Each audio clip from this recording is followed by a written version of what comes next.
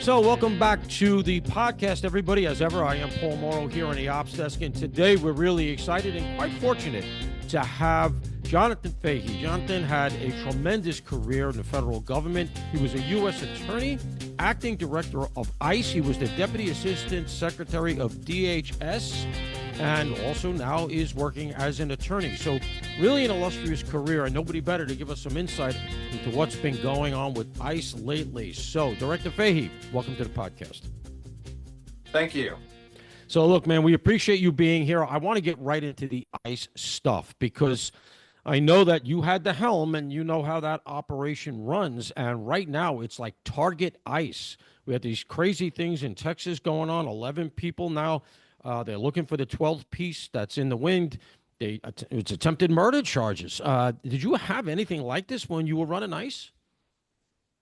They were, back then it wasn't as bad, but there were constant threats on, officials, ICE agents, things like that. And remember AOC and all of these people generating the theatrics at ICE facilities. So the idea of obstruction and obstruction of any of Trump's agenda and obstruction of ICE has always been there, but this has gotten to to a level that no one would have ever thought about, because it's in effect being endorsed by one political party, which is really the shocking thing about it. And I think that one thing that's really interesting about it is it's interesting as Donald Trump has become more successful objectively on the border in particular.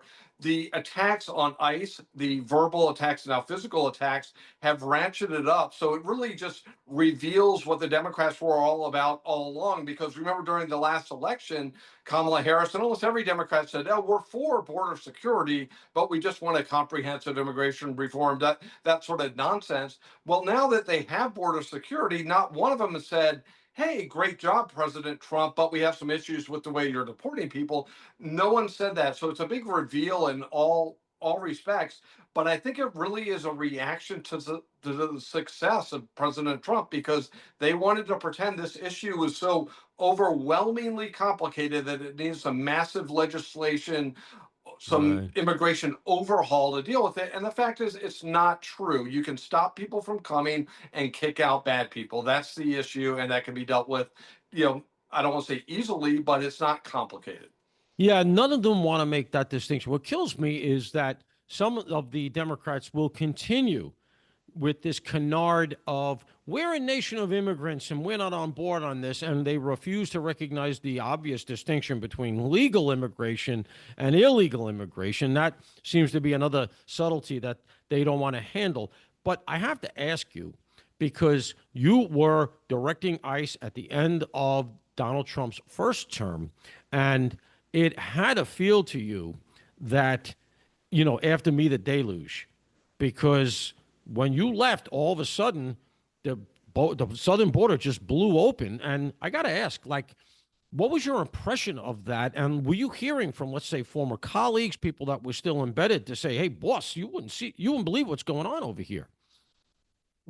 I think it was entirely predictable, because that's really what they campaigned on really in 2020 was essentially, remember Joe Biden was like, "Come on over, we welcome the immigrants," and all this. Sure. But yeah, I would hear from people, and I still do, would hear about how bad the morale was. It was just defeating. And the thing that's so troubling about the last administration is not just what they did, but the way they defamed their own agents. I'm sure you remember with that Border Patrol, the quote unquote whipping incident. Absolutely. And that was devastating to the morale. The fact that, if you think about it, the Biden Mayorkas regime, you had to walk on eggshells if you described an illegal alien. You had to use non-citizen or undocumented worker, or some ridiculous euphemism.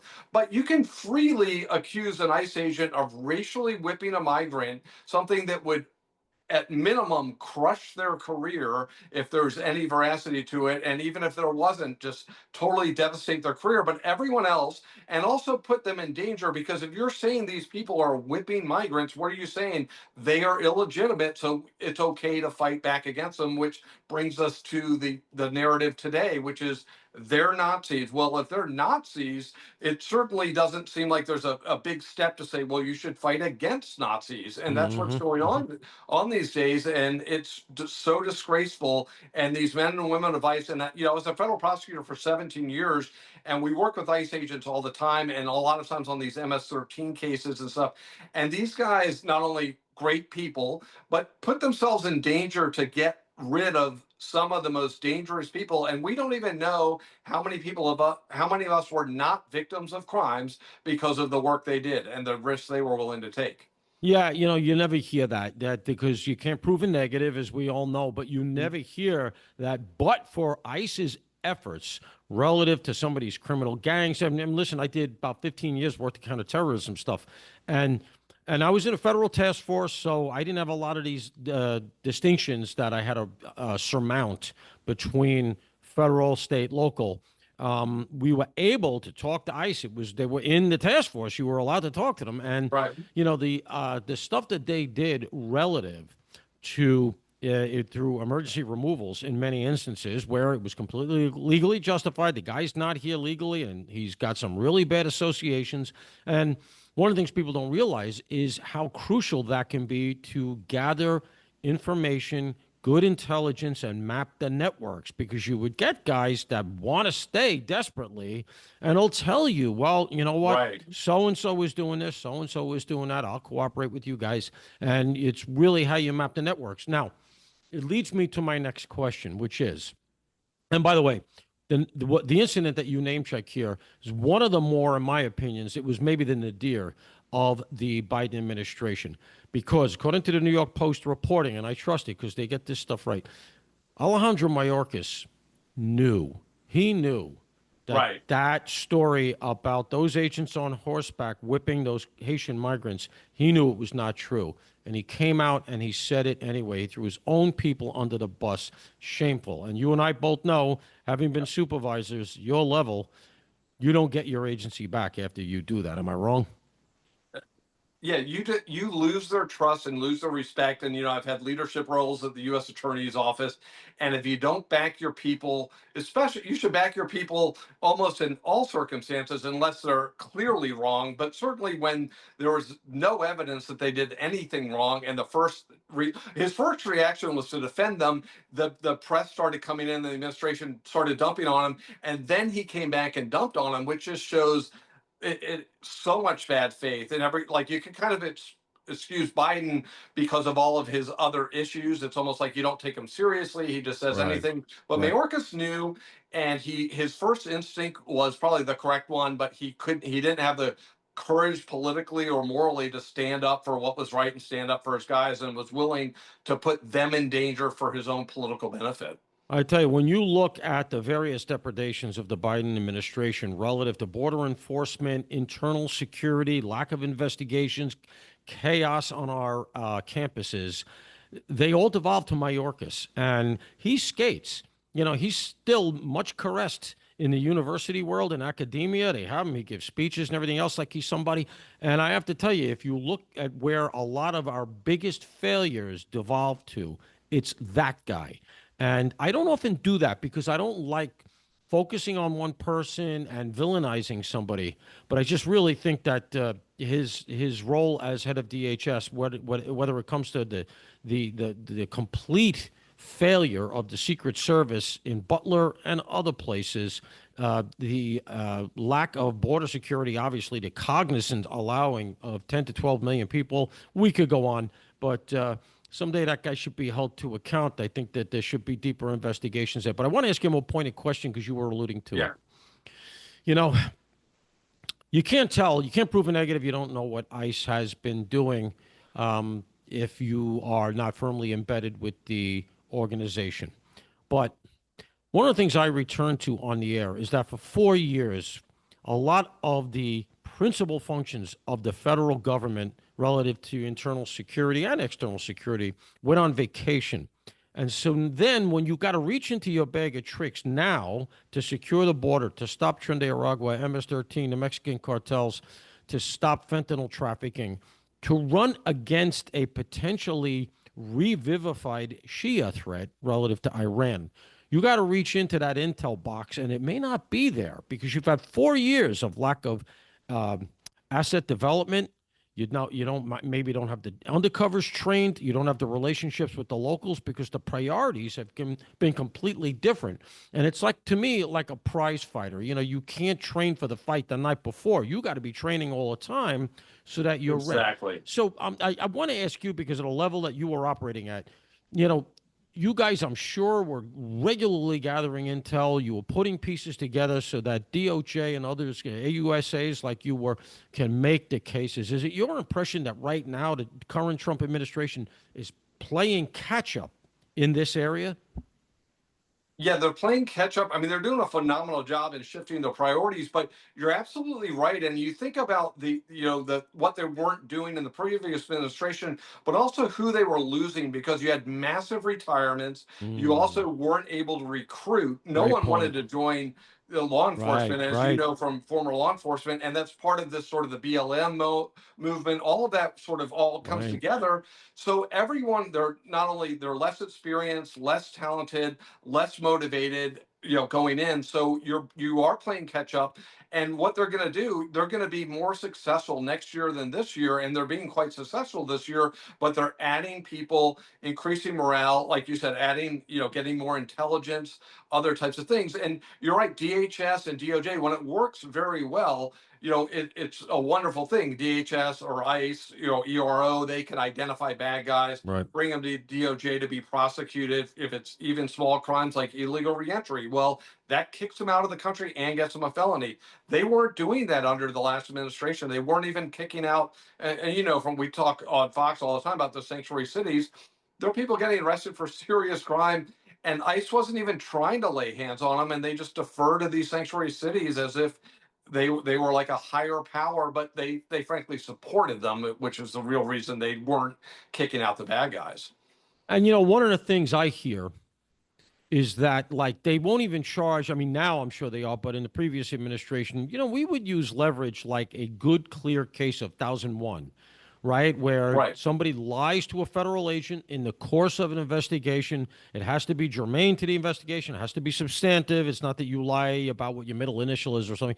But that was leverage. I mean, that can be 5 years. With terrorism Right. enhancement, it was like 8 years or something. And, it gave you leverage for a guy that you knew had bad intent, a malicious intent. The guy had malevolent ambitions. And it was just one of the things that you could employ. So you could say, look, we're going to arrest you on this. It's going to get you deported. And if they didn't cooperate, goodbye, because it solved your problem. Then you know what? Okay, you're going back to Yemen. And Right. my understanding was all of that stuff went out the window. And as a result, you can't map the networks. And that's where I want to go now. We've had this big case in Texas, right? They make the 11 arrests, the 12 pieces in the wind. This guy, his name is Benjamin Sung. And apparently, former U.S. Marine. He's a reservist, but nonetheless, he's had some training. He's looking at 2 counts of attempted murder of a federal agent. They're arresting these 11 guys. There's all kinds of rumors flying around online about associations. And this is why I teed up the prior question about the intel bag of tricks. You need that foundation. You got to be constantly collecting so that you know what you're getting into. Don't we need long-term penetrative investigations at an enterprise level, big conspiracy cases, RICO even, maybe, if you can articulate it, relative to these groups, these NGOs, the funding? I have no doubt that some of the funding is coming from overseas. None of that happened. The stuff going on the campuses, it's all the same characters. You and I both know that. You did all of this work. Don't we need now? And I think they're starting to gear it up. Like, would you like to see from, let's say, Kesh Patel and Bongino's people, 15 people taken relative to funding, maybe going into even like the Soros world, the Ford Foundation, these people that are cognizantly creating cutouts so that they can get money, and in some cases, I suspect, intelligence to some of these operational groups on the ground that ultimately end up shooting at ICE agents. Yeah, you would like to see some investigation, some infiltration. And in many ways, when you think of some of these groups, some of them might be, we don't know yet, but might be funded by NGOs or things like that. And it's like, we might even be funding our own demise in this Right. odd way, right? And it's Yes. so disgraceful. And it is funny with these groups, and going back to the last administration, everything was about politics. We would, always talk about the parents at school board meetings and everything else, but everything they did was politics. They would talk about the greatest threat, was white supremacists, and by the way, they equated every Trump voter with a white That's supremacist. right. So Catholics. essentially, it's Catholics were an yeah, existential threat for a while yeah, there. exactly. Right. So not only is that demoralizing and silly and unserious and everything else, but those are resources taken away from serious things, and that Right. those Right. serious things were not addressed. So it is in effect a zero sum game. I had to accept and decline cases every day as an AUSA. So when I'm taking on a case or declining a case, it's because you only have a certain amount of resources, and which achieves the greatest amount of societal goods. And is it having task force to make sure some mom doesn't pop off at a school board meeting versus going into one of these groups? And they made the decision what was the best for their base, what's best for whatever it would be at the time, the teachers union or whatever. But yeah, you're absolutely right. We need to infiltrate these groups, find out these particular 11 people, as you alluded to before, but there are two types of prisoners in federal prison. Those are the ones that talked and the ones that wish they did, because you Mm. get a lot more time when you don't cooperate. Sure. So they're going to get a lot of information from these people, presumably, because you're never going to have 11 for 11 not cooperate. I mean, we would have all the the gangs that supposedly never cooperated. They always cooperated, and that. Not everyone, but you're going to get 9 out of 11 Somebody's easily. flipping, of course, and they Yeah. start So to. It becomes a race to flip, right? Because yeah, whoever gets the best exactly. deals, they're going to be the first people.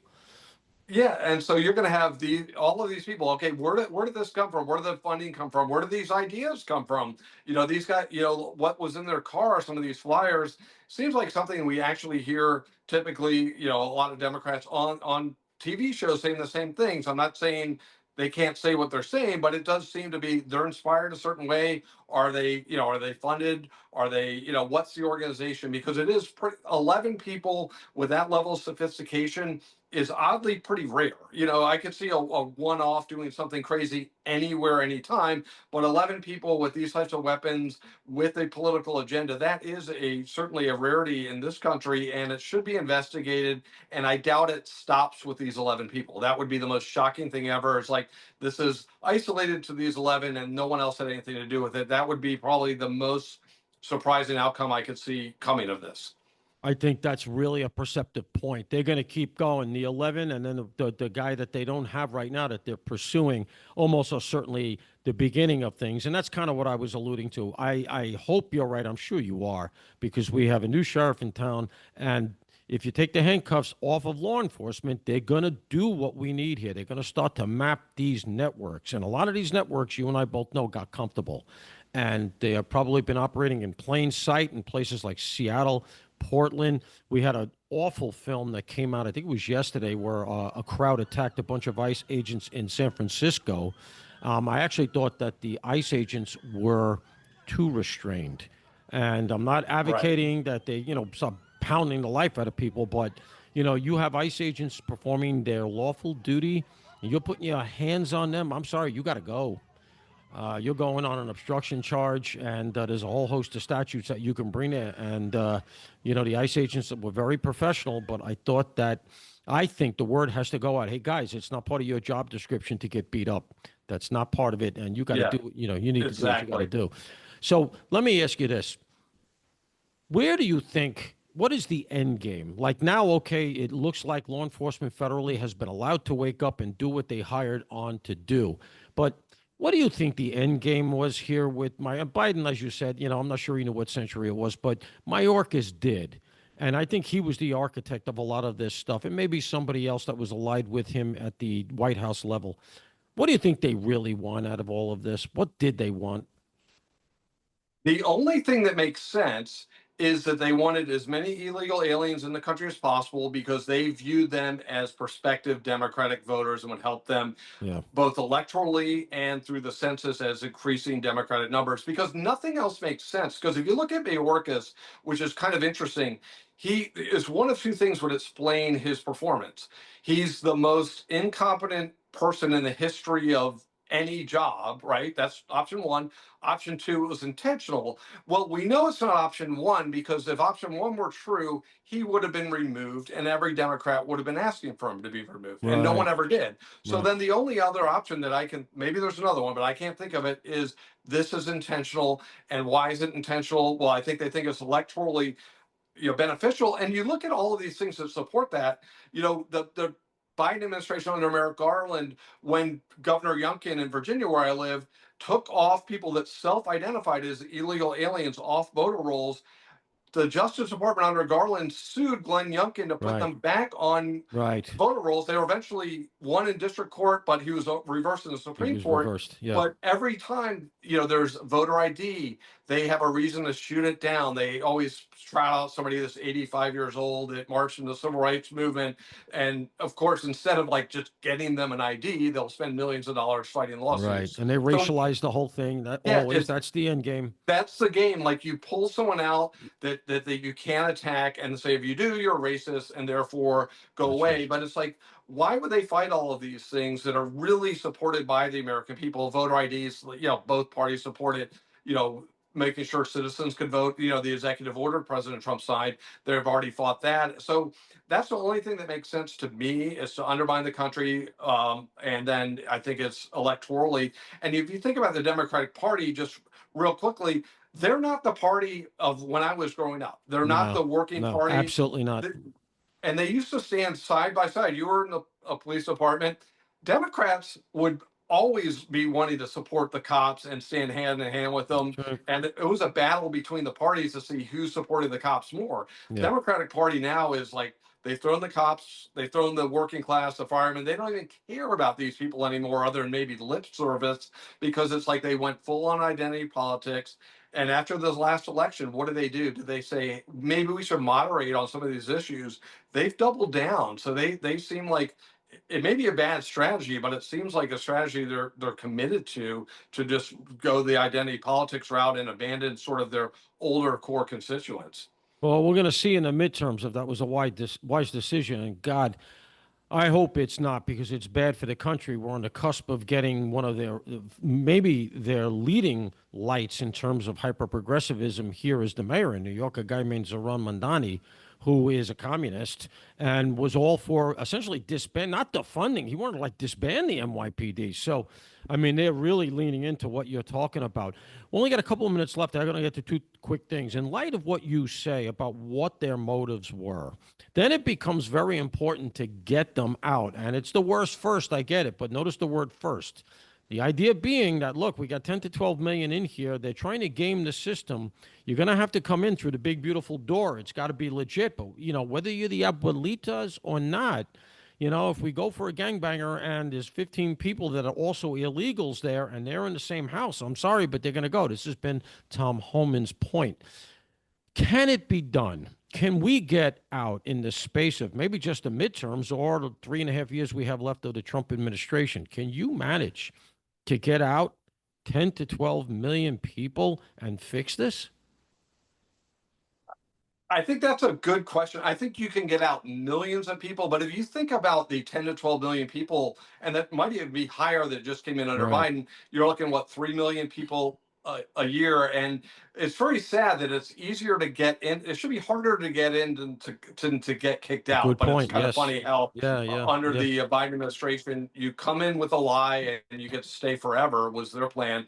But yeah, I think they'll be very successful. I think you got Tom Home and Stephen Miller. They are so they know this issue inside out, and they're so focused on it. But it's get rid of the worst people, and I think the benefit of that will be the people, meaning the citizens, will see. Okay, crime is down. Fentanyl. This is my prediction. Crime will be down. Fentanyl deaths will be down. Mm, Wages will be up, and we've already mm, seen that. right. So hopefully by 2026, we've got a year plus, year and a half, but a year after the bill, so hopefully people will see that and see the benefits and the support will continue. But Mm, yeah, can you get 10 to 12 million people out? That seems like a heavy lift, but I think they will go for it. But I think the one thing President Trump is going to be, even how much pressure he gets, you can't give amnesty to anyone that came here That's not illegally happening. He said because it yesterday. It's not happening. yeah, and I think that's the best message because most of the effectiveness or one of the most effective parts of what they're doing, the messaging has been spot on. And you see that at the reason nobody's coming here is like under Biden, you could pay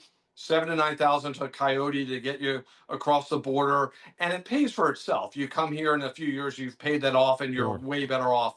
sure. Now, if you're dumb enough to pay the money, you probably don't even get in. But even if you get in, you're probably going to get kicked out. Right. So then it defeats these drug cartels, these smuggling cartels, which are all interrelated. So Yeah. they're weaker, crime, like all of these things benefit us in so many different ways. And you look at all the things, housing costs, schools, medical care, all of these things, the American people will benefit. And hopefully they'll see that clear enough in 2026 to be able to, I hope keep the House and keep the Senate to get another 2 years. But can they get 10 to 12 million? That would seem very uh, optimistic, but I think they're shooting for that. They've already increased the numbers that they want per day, and they're Right. going to get 10,000 ICE officers, although they're not coming 10,000 at once. So that Right. takes Right. time to do.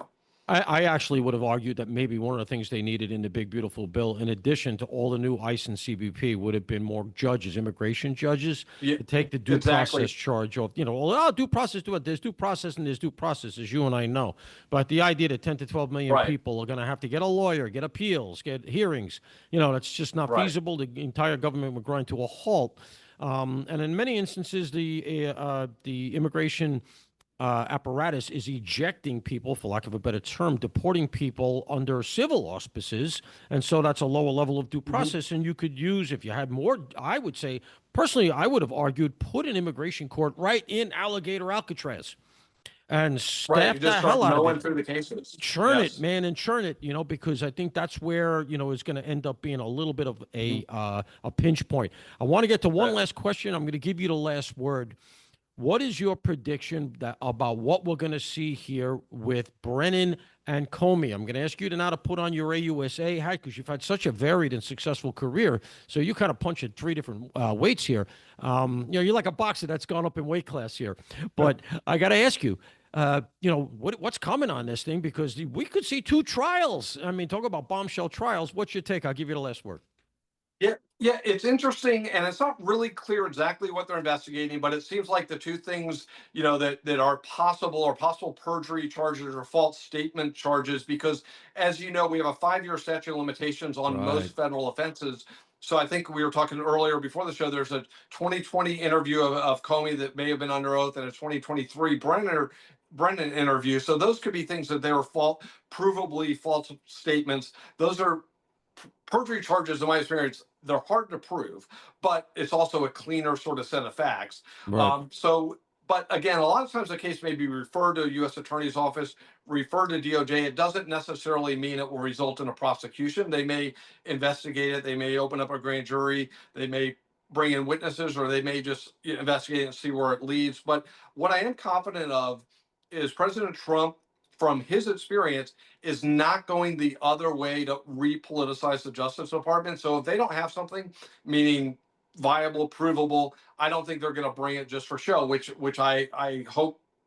I admire the fact that he's not going to be into the retribution. So short answer is I don't know. At most, I think it could be some sort of perjury count. But you're looking at a DC jury, probably all of these things that make convicting somebody in this town, I mean DC, with a politically charged type of offense, I think would be very challenging. And it's going to come down to an intent issue and all that kind of stuff. And, Comey's, Brennan in particular, I think, I didn't remember. And I think that, I think you're right. But you know what? It would be good to see us, if nothing else, maybe get some answers here. I don't think it'll ever even get that far. And I have a feeling you're right. I think this just may be the end of it. But hey, look, at least I think it's clear that Donald Trump had a case when he said, my own intel agencies seem to be weaponized against me. Oh, absolutely. And all the things they mocked him about, remember 2016 and 2017, when you say my wires are tapped and all of these things, it's funny how many of the Trump statements that are dismissed turned out to be It's 100% unbelievable. I factual. always say if you wait long enough, Donald Trump ends up being proven true. It's just Yeah, it's amazing. amazing. It It really is. really is. It's like we should, the next thing he says is put money on it when you get the best Because odds it comes because to it will be pass. true. You're 100% Yeah. right. Well, look, we're out of time, but Jonathan Fahey, folks, Jonathan, I appreciate you being here. You're a wealth of experience and knowledge. Will you come back and see us again? I would love to, and thank you very much for having me. Oh, thank you, man. I enjoyed it. You can always tell, folks, as I often say, we say this about certain people, that was the police. That person's the police. You can always sense it, and we had one today, Jonathan Fahey. So thank you to him. Thank you to all of you for being here. We are the Ops Desk Podcast. I am Paul Morrow, and as ever, all of you, please stay safe.